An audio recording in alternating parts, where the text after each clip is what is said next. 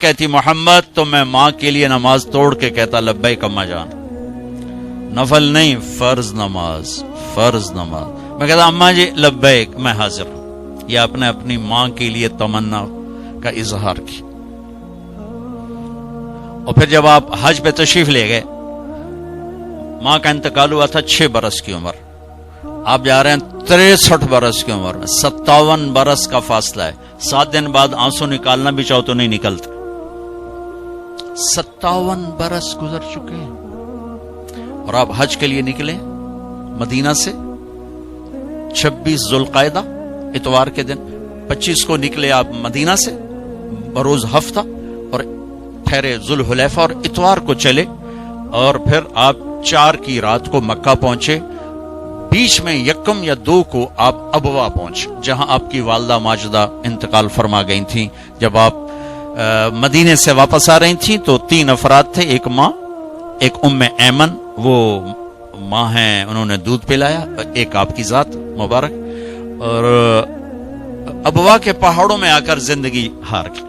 میں وہاں گیا، میں نے زیارت کی، میری زندگی سفروں میں گزری، پر ایسے ہی جذبات میرے کہیں نہیں بنے جب میں وہاں کھڑا دیکھ رہا تھا چاروں طرف سن 2000 میں کہ واہ میرے رب، جن دی خاطر تو دنیا بنا چھڑی دی مان ہوئی تھے چایا، تو ابھی 6 سال دی عمر، ہوئے ہوئے ہوئے ہوئے ہوئے کیا گزری اس بچے پر جس کے آنسوں پہنچنے کے لیے نہ باپ ہے، نہ بہن ہے، نہ بھائی ہے، نہ چاچا، نہ دادا۔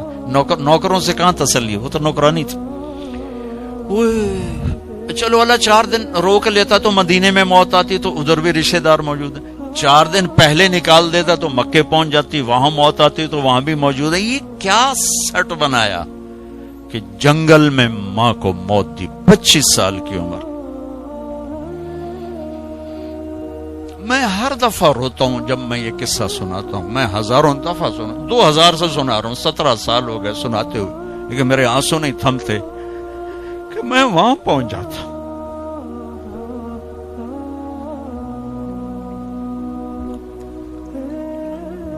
زندگی یہ روشنی آدمی کو دھوکہ دے دیتی، پھر یہ جیسے کاروباری لوگ ہیں، انہیں پیسے کے سوا سوچتے ہی کچھ نہیں۔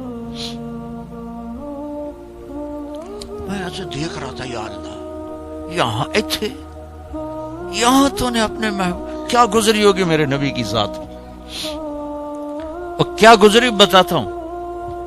جب وہ چونکہ دفن کرنے کا تو کوئی سلسلہ نہیں تھا، پتھر اوپر ایسے پتھر دے دیے، جب نیچے اتری ہیں پہاڑ ہے، 60-70 فٹ اونچا پہاڑ ہے، کسی رہبر کے ذریعے میں وہاں پہنچا تھا۔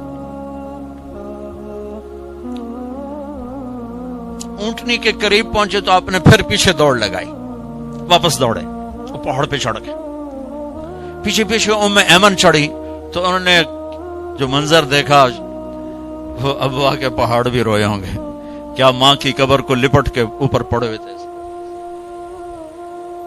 اور جب وہ قریب گئیں تو سنا آپ کہہ رہے تھے، ماں جی آپ کو تو پتا تھا آپ کے سوا میرا کوئی نہ تھا، پھر آپ مجھے چھوڑ کے کہاں چلی گئی۔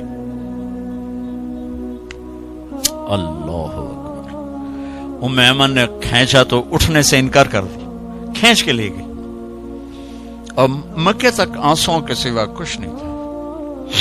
57 برس کے بعد 2 جہان کے سردار اللہ کو آنکھوں سے دیکھنے کے بعد، جنت کو دیکھنے کے بعد، نبوت کی عالی شان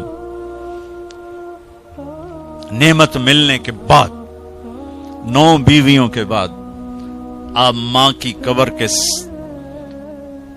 پہاڑ کے نیچے آ کے اونٹنی روکی، سارا مجمع ساتھ ہے، اب ماں کی قبر کے سرانے احرام، اپریل گرمی، سننگا، یوں بیٹھے، گھٹنے اٹھائے، ہاتھ یہاں رکھے اور سر یہاں دیا، چھوٹے بچے کی طرح۔ پھر وہ ایسے روئے جیسے 57 سال پہلے کا 6 سال کا بچہ رویا تھا، اور پھر اتنا روئے کہ داڑھی سینہ سارا آنسوں سے تر ہو گیا، اور اتنے جذبات میں آئے کہ آپ نے آگے جانے سے انکار کر دیا، جیسے اس وقت انکار کیا تھا۔ آپ نے کہا میں آج رات اپنی ماں کے پاس گزاروں گا۔ سارا قافلہ آگے آگے ابوا کھلی وادی، وہاں سب جا کے خیمہ زن ہو گئے، لیکن میرے نبی نے چند ساتھیوں کے ساتھ رات وہاں گزاری۔ یہ میرے نبی کے بتائے ہوئے رشتوں کی قدریں ہیں۔ ہم نے آج کل پیسے پر ہی تولنا شروع کیا ہوا ہے، سب کو پیسے پر ہی تولتے ہیں، بڑا آدمی ہے، چھوٹا آدمی ہے، میڈیوکر ہے۔ کیا مطلب؟ ڈھیر پیسے تو بڑا بندہ ہو گیا، تھوڑے تو میڈیوکر ہو گیا، بھوک ہے تو چھوٹا ہو گیا، فقیر ہو گیا۔ بھائیو، بڑا چھوٹے کا معیار اللہ کے ہاں اس سے نہیں ہے، بڑے چھوٹے کا معیار میرے رب کی بارگاہ میں میرے نبی کی غلامی پر ہے۔ تو میرے نبی پاک صلی اللہ علیہ وسلم نے ایک خوبصورت طریقہ زندگی سکھایا، گھروں کو آباد کر کے بتایا۔ وہ طریقہ جو بھی اپنائے گا اس کے گھر میں خوشحالی ہوگی، خوشی ہوگی، خوشی خوشی۔ اور اس کا ایک لفظ ہے، ایک دوسرے کو برداشت کر۔ یہ آتے ہی بیوی میری غلام بن کے چلے، میں حاکم ہوں، اور بیوی آتے کہ ہونی تھے میری چلے گی، تیری ماں دی نہیں چلے گی، تو سوائے پھر بھڑکتی آگ کے کچھ بھی نہیں ہوگا۔ رشتوں کو میرے بھائی بہنوں صرف برداشت سے چلایا جاتا ہے، رشتوں پر مسلط ہو کے رشتے آباد نہیں ہوتے، جھکنا پڑتا ہے، سہنا پڑتا ہے، دبنا پڑتا ہے۔ جو دبنا سیکھے گا اللہ کی قسم اس کی زندگی خوبصورت ہو جائے گی۔ اس کا شکل صورت سے تعلق نہیں، سونے چاندی زیور سے تعلق نہیں، خوبصورت اخلاق زندگی کو چار چاند لگا دیتے ہیں۔ بد اخلاقی زندگی، میرے نبی میں ایک حدیث یاد آ گئی، اجتنبو الدمن الخضراء۔ تو آپ کے الفاظ تھوڑا مشکل تھے، تو صاحب نے کہا رسول اللہ، آپ نے کہا الدمن الخضراء سے بچو۔ یا رسول اللہ دمن خضراء کیا ہوتا ہے؟ آپ نے کہا المرأة الحسنہ فی المنبت السوء، بد اخلاق خوبصورت عورت سے بچو، اس کے حسن پہ نہ ریچھ جانا ورنہ زندگی تباہ ہو جائے گی۔ بد اخلاق سے بچو، بد اخلاق سے بچو۔ آدمی بھوک پر گزارا کر سکتا ہے، کڑوے بول پہ گزارا نہیں کر سکتا۔ عزت دو ایک دوسرے کو، گھروں کو آباد کرنا، عزت دو۔ میرے نبی نے عزت دے کر دکھایا۔ عرب میں جب عورت ناپاکی کی حالت میں ہوتی تھی تو وہ اپنے خامند کے ساتھ نہیں سو سکتی تھی، الگ کر دیا جاتا تھا اسے۔ حضرت ام سلمہ رضی اللہ تعالیٰ عنہ، وہ رات کو اللہ کے نبی کے ساتھ ایک چارپائی پر سوئے ہوئے، تو انہیں محسوس ہوا کہ وہ ناپاکی کی حالت میں چلی گئی۔ وہ چپ کر کے اٹھ گئیں اور جا کر کپڑے تبدیل کر کے ایک طرف ہو، آپ کی آنکھ کھلی، دیکھا ام سلمہ نہیں، دیکھا تو ادھر، اللہ کے نفس تھی، لگتا ہے تجھے مینسز کا؟ جی ہاں، کہ ادھر میرے پاس ہی آ کے لیٹو۔ دوبارہ اپنے پاس آ کے ان کو لٹایا۔ یہ عزت ہے جو میرے نبی نے اپنے گھر والوں کو دی ہے۔ جہاد کا سفر تھا، جہاد کا، اور قافلہ چلنے لگا، حضرت عائشہ بیٹھ گئیں، ٹھیک، تو یوں دیکھا تو گلے میں ہار کوئی نہیں، تو انہیں کہا یا رسول اللہ میرا تو ہار گم ہو گیا۔ تو آپ کہتے تجھے ہار کی پڑی، ادھر جہاد کا سفر ہے، چل۔ آپ نے کہا چلو بھائی عائشہ کا ہار ڈھونڈو، سارے لشکر کو ہار ڈھونڈنے پہ لگا دیا،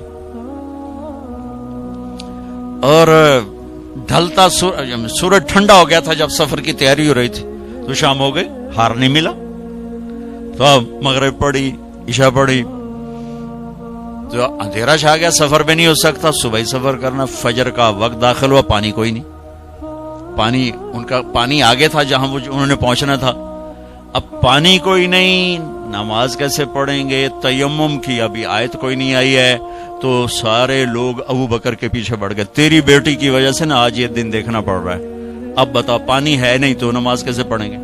اب ابو بکر کو بیٹی پہ غصہ چڑھا، وہ آئے سیدھے اللہ کے نبی کے خیمے میں، تو آگے اللہ کے نبی، اما عائشہ فرماتی میری گود میں سر رکھ کے سوئے ہوئے تھے اور وہ ایسے بیٹھے ہوئی تھی، تو باپ تو ڈانٹ سکتا ہے، لیکن اب ڈانٹے ہیں تو وہ سوئے ہوئے ہیں، تو اب وہ ایکسپریشن سے ڈانٹ رہے ہیں،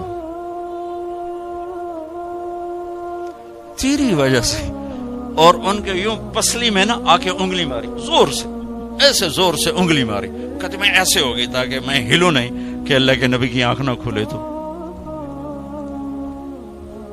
یہ کہ غصہ اتار کے باہر آ گئے، باہر بتانے پڑ رہے، اللہ کے نبی کی آنکھ کھلی، نماز کا یا رسول اللہ پانی کوئی نہیں، نماز کیسے پڑھیں گے؟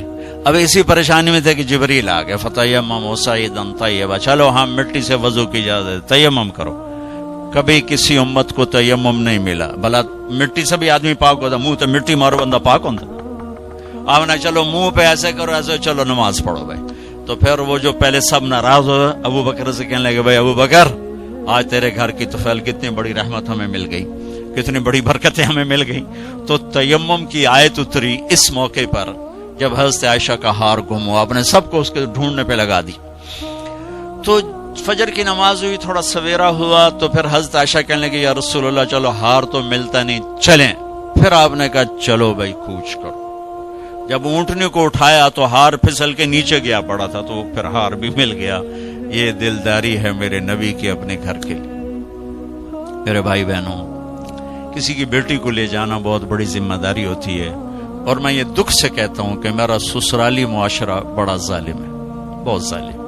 کوئی لاکھوں میں ایک گھر ایسا ملتا ہے جس کو لے جاتے ہیں اس کو عزت دیتے ہیں، ورنہ تانے کے سوا کچھ نہیں ہوتا، نہ ساس کے پاس، نہ سسر کے پاس، نہ خامند کے پاس، نہ خامند کی بہنوں کے پاس، سر اس کے عیب ہی دیکھے جاتے ہیں۔ خوبیاں دیکھنے والا گھر کوئی کوئی ہوتا ہے۔ ایک حدیث یاد آئی، آپ نے مدینے والوں کی تعریف کرتے ہوئے فرمایا کہ یہ جو میرے مدینے کے صحابہ ہیں نا، انصار، یہ اتنے عالی لوگ ہیں کہ ان کے گھر میں کسی کی بچی آ جائے اسے یوں لگتا ہے جیسے میں اپنے ہی گھر میں آ گئی۔ یا اپنے انصار کی تعریف فرماتے ہوئے فرمایا کہ یہ میرے مدینے والے ساتھی ایسے ہیں، ان کے گھر میں کسی کی بچی کی ڈولی اترے اسے یوں لگتا ہے میں اپنے ہی گھر میں ہوں۔ تو سسرال والوں سے کہتا ہوں، جس کی بیٹی لے جاؤ اسے اپنا گھر بنا کے دے دو، اسے اپنا گھر محسوس کرے، اپنا گھر اسے بنائے۔ ورنہ جانے والی بیٹی کا اللہ نے حق رکھا ہے، شریعت نے حق رکھا ہے کہ اگر وہ تمہاری طرح مالدار ہیں تو انہیں الگ گھر میں اتارو، تاکہ کوئی ان کی زندگی میں داخل نہ ہو سکے، وہ اپنی زندگی گزارے۔ ان میں جو جھگڑا ہوگا تھوڑا ہوگا، لیکن ادو سس بولی، ادو سورا، ادو نو بولی، ادو او بولے، ادو او بولیا، وہ تو نیری کھچڑی پک جانتی، مطلب مناوے کہنو تے رساوے کہنو۔ تو شریعت نے حق رکھا ہے کہ اس کو الگ گھر میں اتارو۔ اس کی ہمت نہیں تو اس کو کرائے کا گھر لے کر دو، وہ کہے کہ مجھے الگ کر دو، مجھے کرائے کا گھر لے کر دو، تو وہ نافرمان نہیں، اسے گھر لے کر دو۔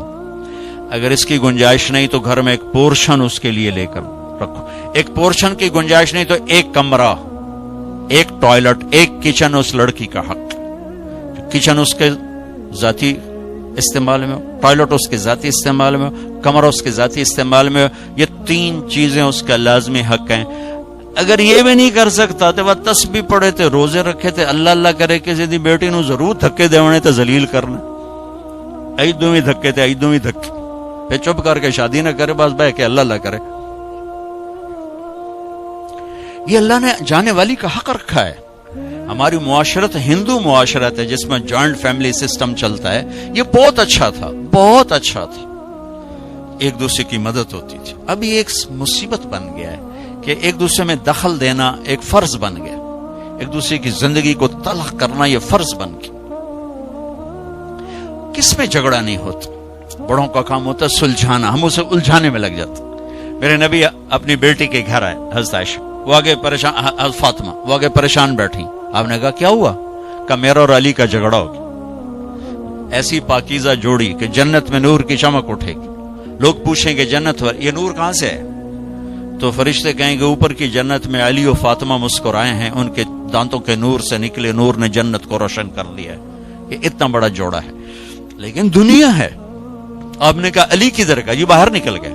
آپ ان کے پیچھے گئے، دیکھا تو مسجد میں سوئے تھے۔ ان کو کہا ابو تراب اٹھو، یہ ٹائٹل یہاں دیا، ابو تراب اٹھو۔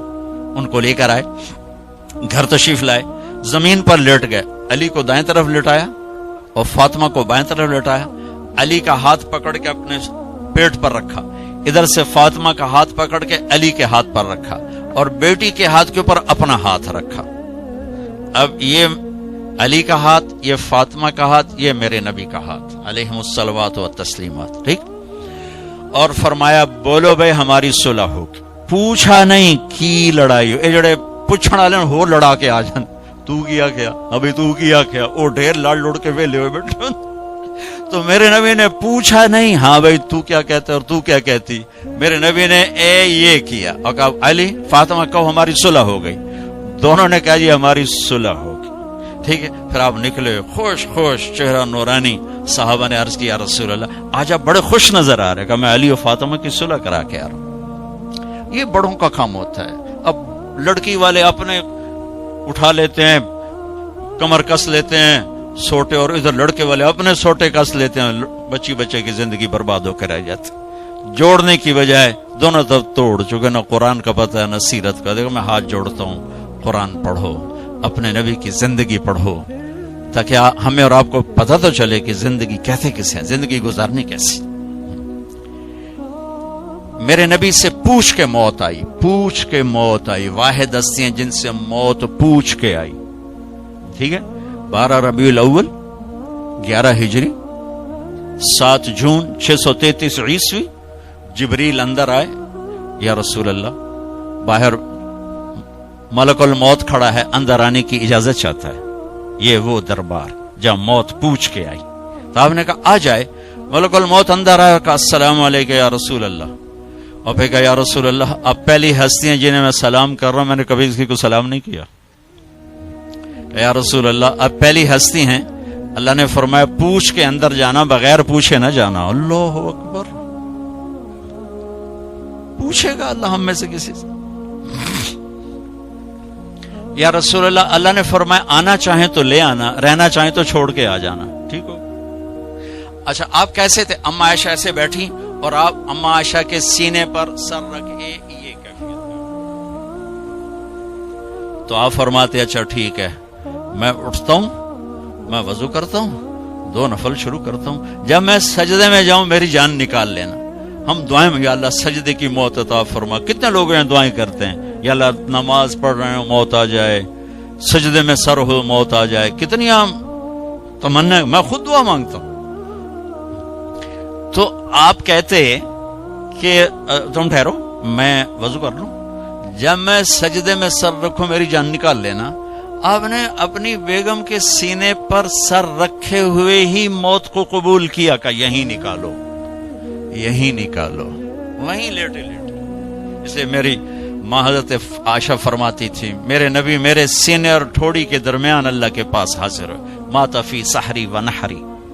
یہ بھی ایک پیغام تھا، یہ بھی ایک پیغام تھا کہ آپ اپنی بیگم کے سینے پر سر رکھ کے دنیا سے جدا ہوئے ہیں اور اللہ کی بارگاہ میں پہنچے.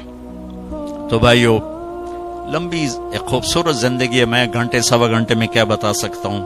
اور یہ اتنا اندھیرا ہے کہ اس میں کروڑوں شمعیں جلیں گی اور اربوں پروانے قربان ہوں گے تب جا کے صبح ہوگی. اس اندھیر میں میری چند باتیں پتہ نہیں کوئی روشنی کا سبب بنے یا نہ بنے، پر اگر چند کانوں پہ دستک ہو گئی تو شاید کچھ ذرہ خیر وجود میں آ جائے. آئیو اپنے نبی کی زندگی سیکھو، اپنے نبی کی زندگی کے مطابق چلنے ڈھلنے کی کوشش کرو. یہ تبلیغ کا کام بھی اس کو سیکھنے کی ایک خوبصورت محنت ہے. جو کرے گا اللہ تعالیٰ اس کی دنیا بھی بنائے گا، اللہ تعالیٰ اس کی آخرت بھی بنائے گا. آخری بات یہ کہتا ہوں، اپنے گھروں کو آباد کرنا ہے تو اس زبان پہ قابو پانا سیکھ لیں، اس زبان پہ قابو پانا سیکھ لیں، اس زبان پہ قابو پانا سیکھ لیں. انشاءاللہ میرے آپ کے گھر آباد ہو جائیں گے. اللہ تعالی ہمیں عمل کی توفیق بخشے.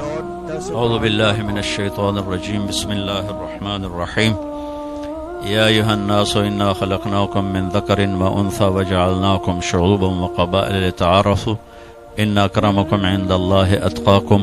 وقال النبی صلی اللہ تعالی علیہ وسلم اعظم النکاح برکۃ ایسرہ مؤونہ. وقال النبی صلی اللہ تعالی علیہ وسلم انکحوا الولود الودود فإنی مکاثر بکم الامم یوم القیامہ. وقال النبی صلی اللہ تعالی علیہ وسلم النکاح من سنتی فمن لم يعمل بسنتی فلیس منی، او کما قال صلی اللہ تبارک و تعالی علیہ وسلم. آپ کے نکاح میں دیا، آپ نے قبول کیا؟ اللہم اصلح جدہم واجمع شملہم وبارک علیہم واخرج منہم ذریۃ صالحہ اللہم الف بین قلوبہم واصلحہم واصلح ذات بینہم اللہم الف بین قلوبہم واصلحہم واصلح ذات بینہم اللہم الف بین قلوبہم واصلحہم واصلح ذات بینہم اللہم اصلح جدہم واجمع شملہم وبارک علیہم واخرج منہم ذریۃ صالحہ۔ یا اللہ ان بچے کی زندگی کو آباد فرما، خوشحال فرما، نہال فرما، نبوت والے اخلاق اس بچے کو بھی عطا فرما، بچی کو بھی عطا فرما، حسن سلوک، حسن کلام اور حسن اخلاق کے زیور سے آراستہ فرما، دونوں خاندانوں کی قربت کا ذریعہ بنا۔ اب نماز سارے دنیا کے امیر، غریب، مالدار، فقیر، چھوٹے بڑے سب پر ہے، اس کی معافی اللہ نے کوئی نہیں رکھی، نہ اس میں کوئی گنجائش رکھی ہے۔ روزے میں بھی گنجائش ہے، بیمار ہو تو بعد میں رکھ لینا، ایسے بیماروں کے رکھ ہی نہیں سکتے، چلو بالکل ہی معاف کر دیا۔ حج اس سال فرض ہو گیا، چلو اگلے سال کر لینا، اس سے اگلے مرنے سے پہلے کر لینا۔ زکوٰۃ آج فرض ہو گئی ہے، کل دے دو، پرسوں دے دو، اگلے سال کی 16 تاریخ سے پہلے جب مرضی دے دو۔ نماز ایسی چیز ہے کہ وقت آ جائے تو نہیں، اب نہیں ٹل سکتی، نماز نہیں ٹل سکتی، اس کو نہیں چھوڑا جا سکتا، کسی حال میں نہیں چھوڑا جا سکتا۔ میں یوں کہتا ہوں 1438 سال میں اگر نماز چھوڑنے کی کہیں گنجائش ملتی ہے تو کربلا میں ملتی ہے، کہ نہ ایسا ظلم کسی نے دیکھا، نہ ایسا مظلوم کسی نے نہیں دیکھا، نہ ایسے پاکیزہ بہتے خون کسی نے دیکھے، نہ ایسے صفاک درندے کسی نے دیکھے۔ اگر نماز چھوڑنے کی گنجائش تھی تو حسین کے لیے تھی کہ جب وہ اپنے جان نثاروں کے ساتھ ذبح ہو رہے تھے تو سورج ڈھلتے ہی انہیں اشارہ کیا اپنے ایک ساتھی کو، زہیر بن القین، فرمایا کہ شمر سے کہو مجھے نماز پڑھنے تھی۔ اب سارے مالدار لوگ بیٹھے ہو، میٹنگ تھی نہیں پڑھ سکی، وہ مصروفیت تھی نہیں پڑھ سکے، آنکھ نہیں کھلی نہیں پڑھ سکی۔ اللہ کی بارگاہ میں معافی بہت ہے، معافی بہت ہے، آج توبہ کر لے سب معاف، ابھی توبہ کر لے پچھلے سب معاف ہے۔ معاملہ کریم ذات سے ہے، کسی دنیا کے بادشاہ سے نہیں ہے کہ وہ گناہ کو معاف نہیں کرتا، وہ بہت معاف کرتا ہے۔ لیکن بھائیو موت سے پہلے غفلت سے نکل آئے تو سستا سودا، غفلت میں چلے گئے تو مرے گے۔ تو اس نے کہا کہ اس سے کہو میں نے نماز پڑھنی ہے۔ اللہ کی قسم یہ چھوٹا سا مجموعہ نماز اس وقت نہ بھی پڑھتا تو ان کے جنت کے فیصلے ہو چکے، کیونکہ امام علی مقام جنگ سے پہلے اونگ آ گئی، نیند آ گئی، اندر میں اتنا اطمینان کہ موت دستک دے رہے ہو، اونگ آ گئی، آنکھ کھلی تو ہنسنے لگے، مسکرانے لگے۔ تو بہن نے پوچھا یہ کون سا مسکرانے کا وقت؟ حضرت زینب فرمان لگے اللہ کا نبی کی زیارت ہوئی، کہہ رہے ہیں بیٹا میں لینے کے لیے آ چکا، تو اب یہ نماز نہ پڑھتے تو کیا مسئلہ تھا؟ لیکن امت کے لیے پیغام ادھورا رہ جاتا کہ چھوڑی جا سکتی، نہیں یہ نہیں چھوٹ سکتی۔ تو انہوں نے شمر سے کہا بھائی نماز پڑھنی ہے، تھوڑا جنگ روکو۔ تو شمر نے کہا کہ جنگ نہیں روکے گی، پڑھو یا نہ پڑھو۔ تو انہوں نے واپس آ کر عرض کیا کہ وہ کہہ رہے ہیں کہ جنگ نہیں روکے گی۔ تو پھر وہ کہتا چلو ٹھیک اللہ کے حوالے۔ اور فرمایا نہیں پھر نماز نہیں چھوٹے گی، آدھے ان سے جنگ کرو، آدھے نماز پڑھو۔ کتنے رہ گئے تھے ظہر تک؟ 50-55 باقی رہ گئے تھے، کہ آدھے جنگ کرو آدھے نماز پڑھو۔ آدھوں کو سامنے کھڑا کیا، آدھوں نے نماز پڑھی، پھر جو سامنے تھے انہوں نے جا کے نماز پڑھی، انہوں نے جا کے جنگ کی۔ اور یہ 1438 سال کی منفرد نماز ہے، نہ پہلے پڑھی گئی نہ بعد میں پڑھی جائے گی، اور یہ وہ نماز ہے جو سب کے لیے ایک حجت تمام ہے۔ جی ٹائم نہیں لبا جی، ویلے کوئی نہ سے جی، اپنی زبان کی میں بات کر رہا ہوں، ٹائم نہیں لبا جی، ویلے کوئی نہ سے جی، میٹنگ ہی لمبی ہو گئی جی۔ تو بھائیو یہ نہ سادات کو معاف ہے، معاف ہوتی تو سب سے پہلے حسین کی معافی ہوتی۔ میں کہا نہیں سجدہ دوں گا چاہے میرے سر اتار، سجدہ دیا جائے کہ کیا انہوں نے نماز پڑھ کے دکھائی اپنے اللہ کو. جب انہوں نے سجدے میں سر رکھا ہوگا تو کیا زمین کی آہو بکا ہوگی اور ان کی تکبیر سے کیا فضا گونجی ہوگی. اور عصر سے پہلے سب کے سر کٹ کے نیزوں پہ چڑھ چکے تھے. عصر کی نماز کا وقت ہی داخل نہیں ہوا تھا کہ سب اپنے مالک کے پاس پہنچ چکے تھے. تو یہ فرائض ہیں جس میں سے صرف نماز میں گنجائش نہیں، باقی سب میں گنجائش. یعنی لیٹ کیا جا سکتا، چھوڑنے کی تو اس میں کوئی نہیں. اس کے بعد ایک زندگی ہے جس میں میرا آپ کا رشتے ناتے ہیں. یہ مشکل اسلام ہے، یہ مشکل اسلام ہے. نماز واسطے تو ایک لوٹا پانی چاہیے تھے، 10 منٹ چاہیے، لیکن بیوی کے ساتھ نبھانے کے لیے اور بیوی کو خاوند کے ساتھ نبھانے کے لیے بہت بڑے اسلام کی ضرورت. دکان پہ بیٹھ کر سچ بولنے کے لیے بہت بڑے اسلام کی ضرورت ہے. تولتے ہوئے صحیح تولنے کے لیے بہت بڑے اسلام کی ضرورت ہے. وعدہ کر کے وعدے پر جمنے کے لیے بہت بڑے اسلام کی ضرورت ہے. دھوکے سے بچنے کے لیے بہت بڑے اسلام کی ضرورت ہے. سود سے بچنے کے لیے بہت بڑے اسلام کی ضرورت ہے. جھوٹ سے بچنے کے لیے بہت بڑے اسلام کی ضرورت ہے.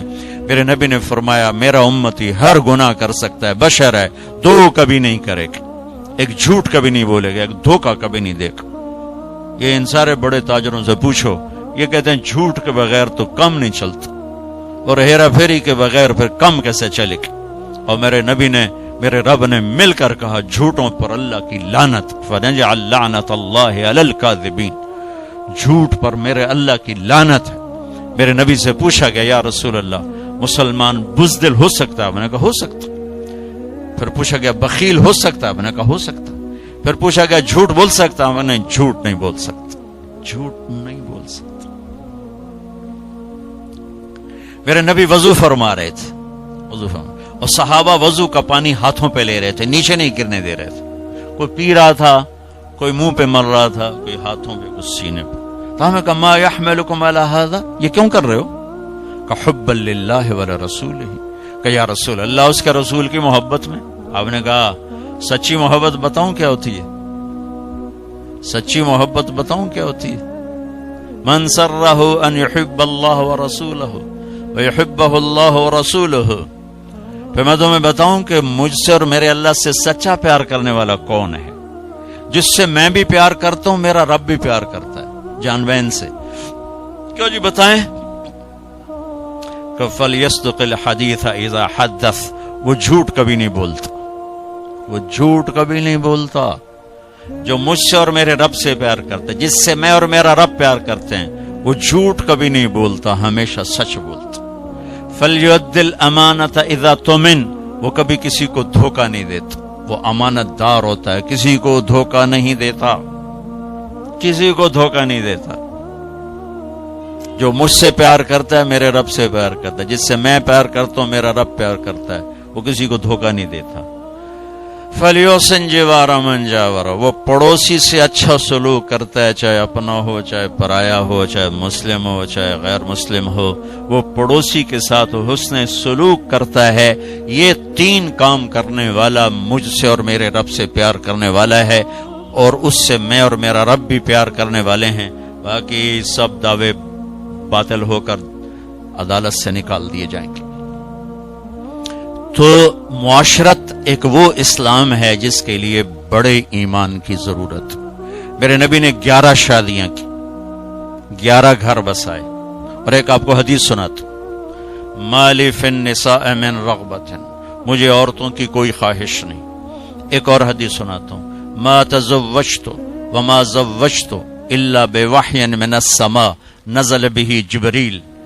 میں نے جہاں شادی کی، میں نے جہاں بیٹی دی، پہلے آسمان سے وحی اتری، جبریل آئے، پھر میں نے شادی کی، پھر میں نے بیٹی کی شادی کی.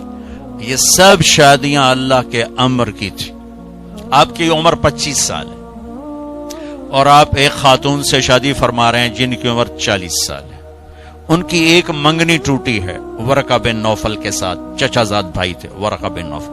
منگنی ہوئی، ٹوٹ گئی، یہ بھی ایک عیب بن جاتا ہے. پہلی شادی ہوئی ابو حالہ کے ساتھ، ایک بیٹا ایک بیٹی، ان کا انتقال ہو گیا، بیوہ ہو گئے.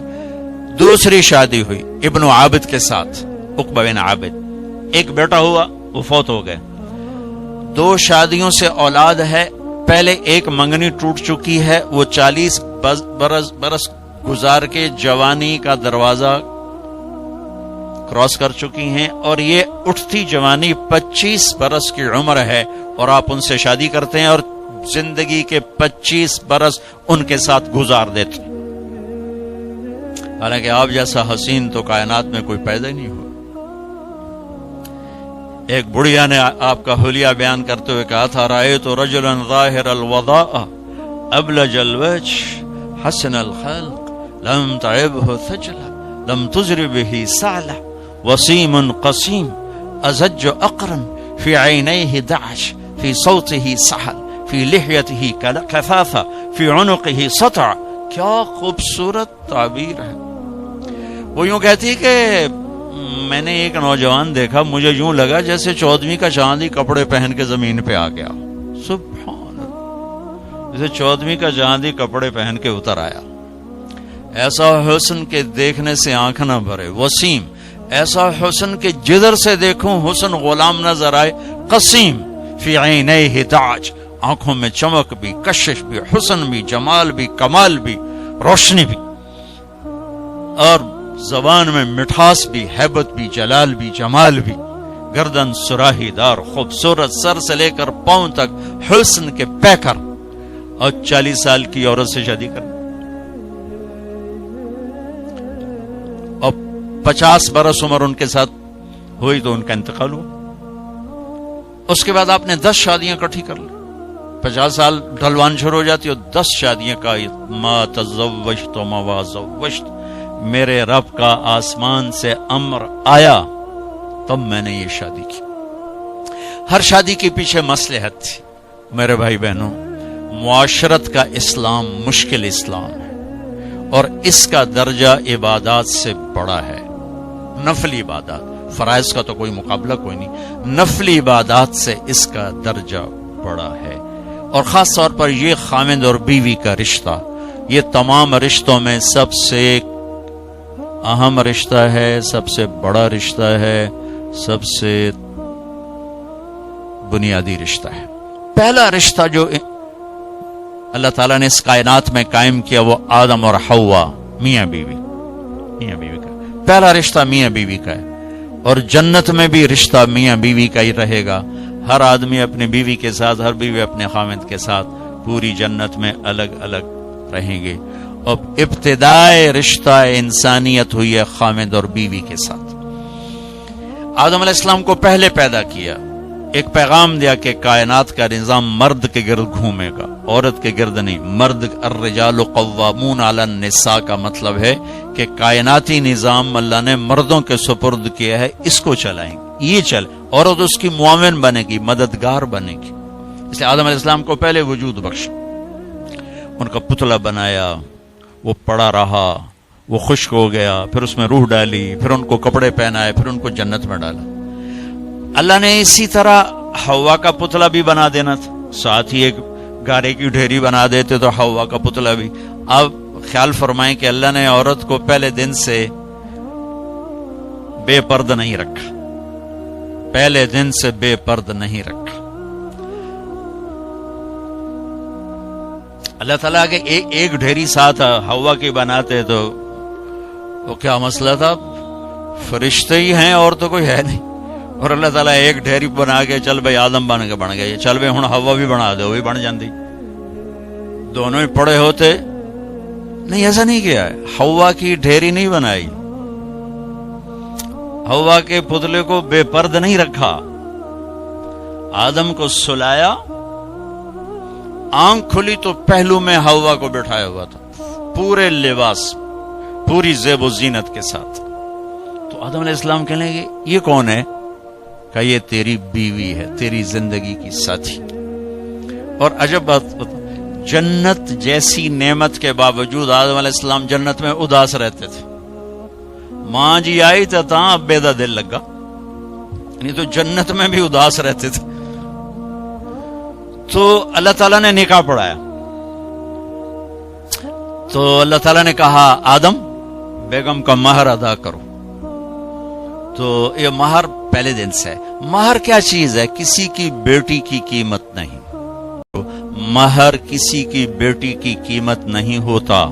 تھوڑا رکھو یا ساری دنیا سونا بنا کے مہر بنا دو، ایک بال کی بھی قیمت نہیں۔ مہر ایک علامت ہے، ایک علامت ہے کہ آج کے بعد اس لڑکی کا خرچہ یہ لڑکا اٹھائے گا۔ جب تک وہ زندہ اور یہ نکاح قائم ہے، یہ خرچہ خامن قوامون علی النساء، گھر کا نظام مرد چلائے گا۔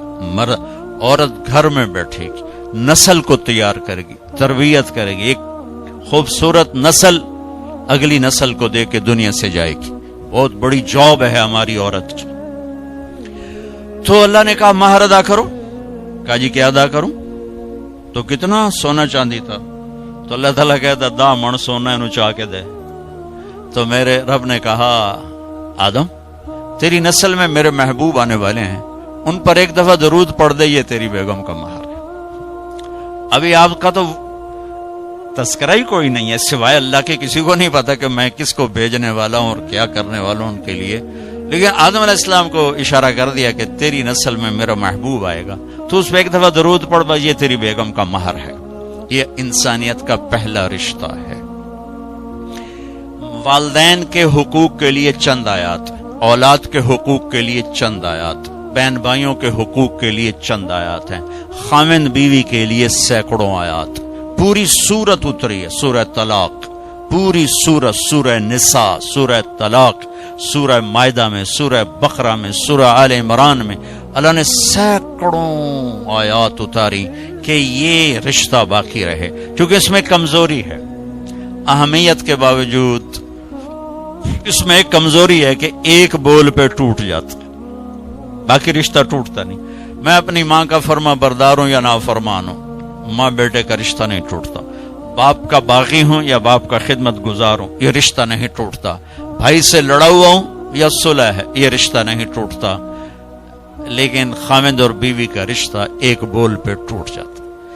میرے نبی نے فرمایا علی طلاق سے بچنا، جب طلاق دی جاتی ہے تو اللہ کا عرش کانپ اٹھتا ہے، اللہ کا عرش کانپ اٹھتا ہے۔ جب بیجا طلاق دی جاتی، ضرورت کے تحت تو طلاق رکھی گئی، لیکن جیسے آج کل کی طلاقیں ہو رہی تو اللہ کا عرش کانپ اٹھتا ہے۔ میں اسلام آباد سے آ رہا ہوں، تو وہاں ایک بچی ملی مجھے، کہا کہ مجھے طلاق ہو گئی، کہ سسرال والوں کا تیرے ابے گڈی تا دیتی کوئی نہیں، چل واپس۔ اور خود وہ ڈاکٹر جی طلاق ہو گئی۔ تو اس طرح جب ظلم و ستم ہوتا ہے تو پھر اللہ کا عرش کانپ اٹھتا ہے۔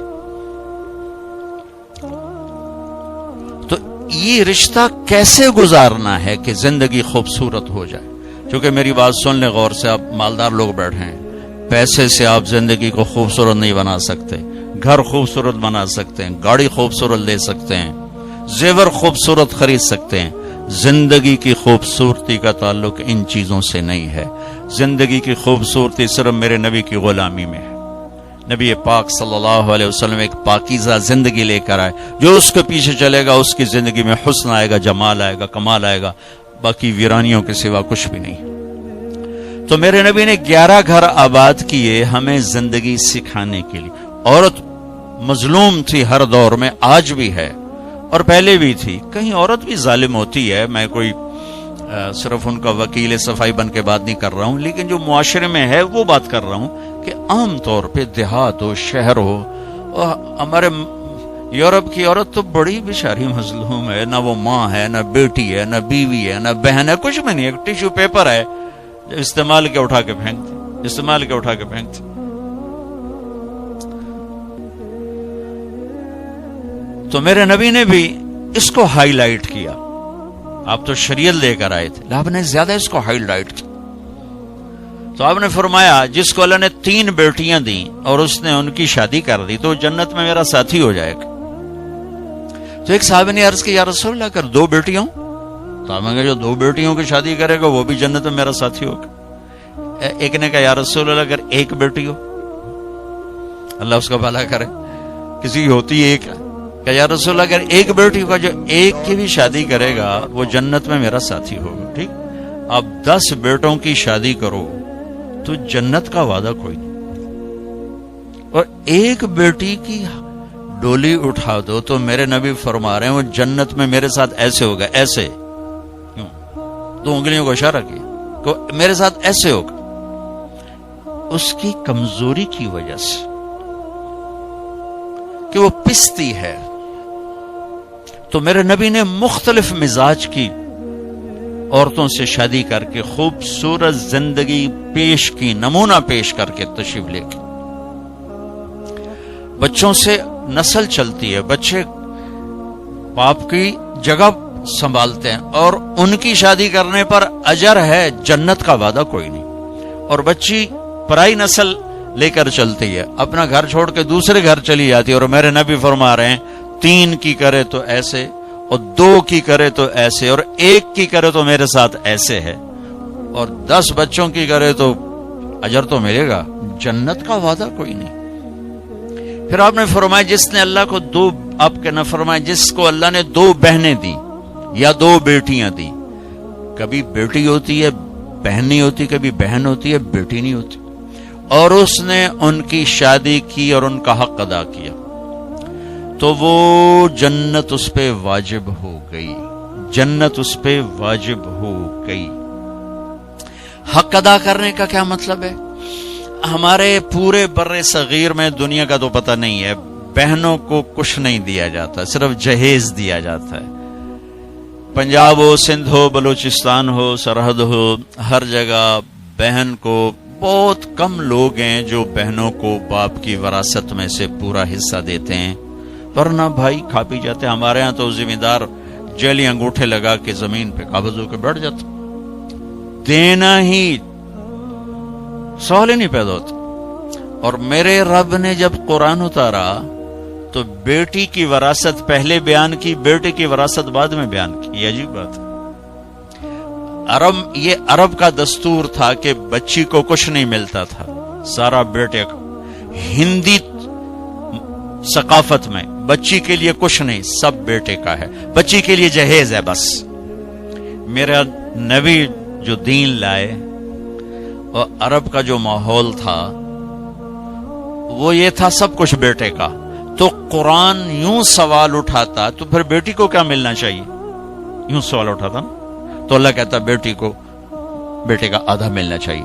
لیکن اللہ نے جب قرآن اتارا تو ایسا خوبصورت انداز میں اتارا کہ اللہ نے یہ سوال اٹھایا کہ بیٹے کو کتنا ملنا چاہیے۔ بیٹے کو تو مل ہی رہا تھا پہلے، لیکن اب قرآن کی آیت میں پیش کرتا ہوں، قرآن نے یوں سوال اٹھایا کہ بیٹے کو کتنا دیا جائے گا، جیسے بیٹے کا حق ہے ہی کوئی نہیں، بیٹے کو کتنا ملے گا؟ تو اللہ نے کہا للذکر مثل حظ الانثیین، جتنا ہم نے 2 بیٹیوں کا حق رکھا ہے اتنا ایک بیٹے کو دے دیا جائے۔ حالانکہ ماحول کے مطابق ہونا چاہیے تھا جتنا ہم نے بیٹے کا حق رکھا اس کا آدھا بیٹی کو دے دیا جائے۔ میرے رب نے کہا جتنا 2 بیٹیوں کا ہم نے حق رکھا ہے وہ ایک بیٹے کو دے دیا جائے۔ پورے عرب کی تہذیب پر ہتھوڑا چلایا کہ جس پیٹ سے بچہ نکلا اسی سے تو بیٹی نکلی، جس چھاتی کا دودھ بیٹے نے پیا اسی کا تو بہن نے پیا ہے، اسی کا تو بیٹی نے پیا ہے، جس چھت کے نیچے بچہ پروان چڑھا اسی کے نیچے تو بچی پروان چڑھی، جس گود میں بیٹا پروان چڑھا اسی گود میں تو بیٹی کھیل کے پروان چڑھی، اور دوسرے گھر جا کر تم نے اس کا حق اڑا دیا۔ چور چوری کرے تو پکڑ کے تھانے دیتے ہو، یہ جو سارے بھائی چور بیٹھے ہیں ان کو پکڑ کے تھانے کیوں نہیں دیتے ہو؟ جنہوں نے اللہ کی شریعت کو یوں مذاق اڑا کے رکھ دیا۔ میں رائمنڈ جب پڑھتا تھا تو میں اپنے استاد صاحب جن سے میں نے قرآن کی تفسیر پڑھی ان کے لیے شہد کی بوتل لے کر گئے، 10 روپے کی شہد کی بوتل اپنے باغ سے میں نے اتروایا، میں نے پیش کیا کہ استاد جی آپ کے لیے شہد لایا ہوں۔ کہنے لگے کہاں سے لائے ہو؟ میں نے کہا جی میرے اپنے باغ کا ہے۔ اب آپ سوال پہ غور کرنا۔ فرمایا تیرے باپ نے اپنی بہنوں کو وراثت میں سے حصہ دیا تھا؟ تیرے باپ نے اپنی بہنوں کو تمہارے دادا کی وراثت میں سے حصہ دیا تھا؟ میں نے کہا جی اللہ کا بڑا شکر ہے میرے باپ کی بہن ہی کوئی نہیں تھی۔ ਜੇ ਹੁੰਦੀ ਤਾਂ ਕਦੀ ਨਾ ਦਿੰਦੇ। ਕੌਣ ਦਿੰਦਾ? ਜੇ ਹੁੰਦੀ ਤਾਂ कभी ना देंदे। मैंने कहा जी शुक्र है 2 ही भाई थे, उन्हीं की सारी जमीन है, वरासत है, मेरे अब्बे की बहन ही कोई। अच्छा, तो तेरे दादा ने अपनी बहनों को हिस्सा दिया था? मैं कहा मैं जमया ही कोई ना हो, मेरे को की पूछी जानते हो दादे दिता है कि नहीं दिता। इतनी रिसर्च के बाद एक 10 रुपए की शहद की बोतल मुझसे कबूल फरमाई।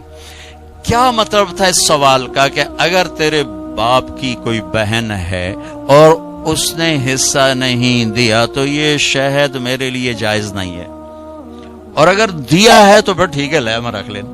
जब मैंने तसल्ली दी जनाब मेरे अब्बी दी कोई बहन को या 2 बिरा या बस और कुछ नहीं, उन्होंने कहा अच्छा ठीक है अब रख दो। अल्लाह ने इतना हक रखा, क्योंकि खा जाते थे, देते नहीं। और आज भी यही दस्तूर है कि बेटी के लिए कोई जहेज है, बाकी कुछ भी नहीं है। मुझे आपके शहरों का नहीं पता, मैं अपने देहात की बात कर रहा हूं। हमारे देहातों में नहीं दिया जाता, जुल्म से कमाया। मेरे नबी ने फरमाया बेटी का पैदा होना ऐब था अरब में, तो मेरे नबी ने फरमाया अल्लाह ने इसको पहली बेटी दी, बेटा नहीं दिया। ना मैं भज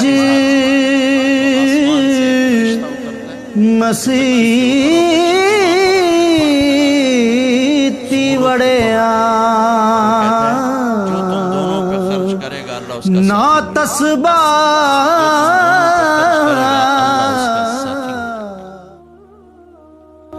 यही जब बीवी बनती है पराए घर जाती है, तो मेरे नबी ने फरमाया इस कायनात की मुख्तसर सी जिंदगी है और ये मुख्तसर सा साजो सामान है, और इस कायनात की सबसे आला तरीन चीज वो नेक बीवी है। इस कायनात की सबसे आला चीज नेक बीवी है। और आपने फरमाया खैरुकुम ले अहलिही, आला दर्जे का मुसलमान वो है जो बीवी से हुस्न सलूक करता हो।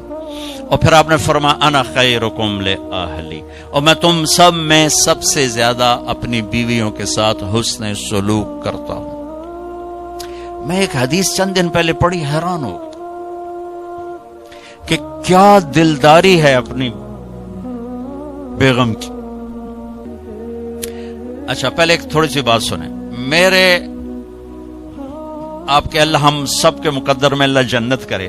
जन्नत अल्लाह का मेहमान खाना है, और इंसान की तकमील होगी जब अल्लाह सामने आएगा, अल्लाह का दीदार हो। अल्लाह के दीदार के बाद जन्नत की भी तलब खत्म हो जाएगी, किसी को जन्नत याद नहीं रहेगी, सब कहेंगे या अल्लाह तुझे ही देखते रहे, और कुछ नहीं चाहिए। और इस कायनात में एक हस्ती हैं जिन्होंने सर की आंखों से इस दुनिया में रहते हुए अपने अल्लाह को आंखों से देखा, वो मेरे नबी हैं, वो मेरे नबी हैं। जन्नत की आला दर्जे की नेमत वो दुनिया में हासिल कर चुके हैं। ताइफ के वाक़या के बाद जब आप तशरीफ लाए और आप जख्मी और दिल भी जख्मी और जिस्म भी जख्मी, तो आप टूटे हुए थे, तो अल्लाह ने कहा मेरे हबीब आप, फिर तुझे अपना आप दिखाता हूं। तो ताइफ के मशक्कत के बदले अल्लाह ने अपना आप दिखाया और पर्दे हटा दिए, और हबीब और महबूब आमने सामने हुए, और मेरे अस्सलामु अलैका अय्युहन नबी व रहमत।